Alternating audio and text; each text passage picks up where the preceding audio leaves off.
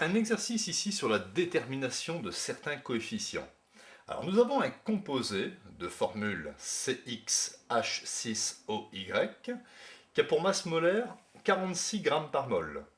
L'analyse quantitative massique montre que le rapport des masses, la masse du carbone divisé par la masse d'oxygène dans ce composé est égal à 3,5.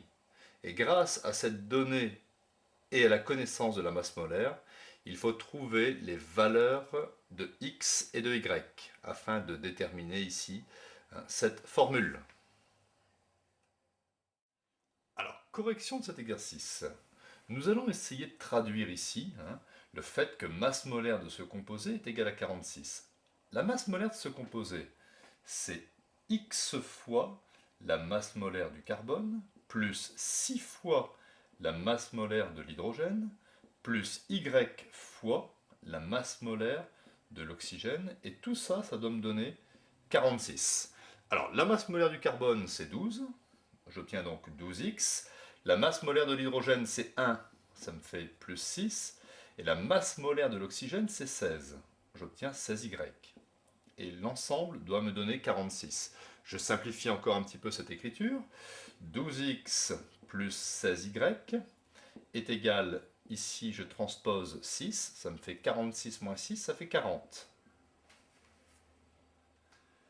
Afin de diminuer ici les coefficients, je divise par 4.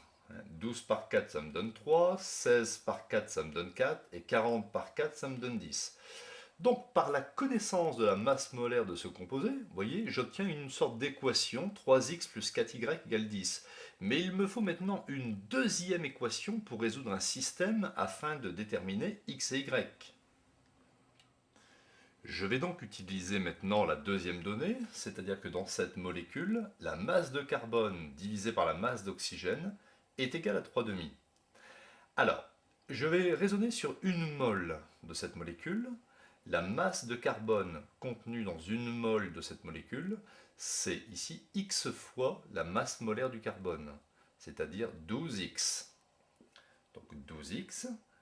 La masse d'oxygène contenue dans une mole de cette molécule, c'est y fois la masse molaire de l'oxygène, c'est-à-dire 16y.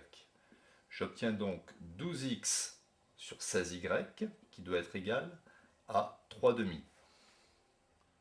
Alors, je fais ici un produit en croix. 2 fois 12x est égal à 3 fois 16y. 2 fois 12x, 24x. 3 fois 16y, 48y. Je vais diviser par 24.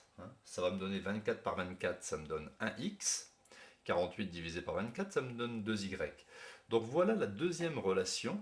Grâce au rapport des masses, la masse de carbone sur la masse d'oxygène dans cette molécule, j'ai pu obtenir que petit x est égal à 2y, c'est-à-dire qu'il y a 2 fois plus d'atomes de carbone que d'atomes ici d'oxygène.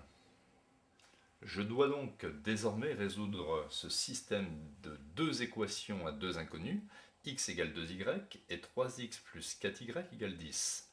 Donc, je vais résoudre ce système assez facilement par substitution.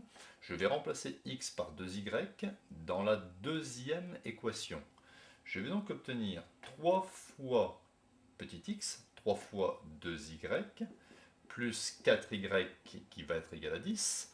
3 fois 2y, ça me donne 6y plus 4y, ça me donne 10y est égal à 10. Et donc y est égal à 10 sur 10, ce qui me donne y égale 1. À partir du moment où y égale 1, je remonte ici, petit x égale 2 fois 1, ce qui me donne petit x égale 2. Donc les solutions de ce système sont x égale 2 et y égale 1.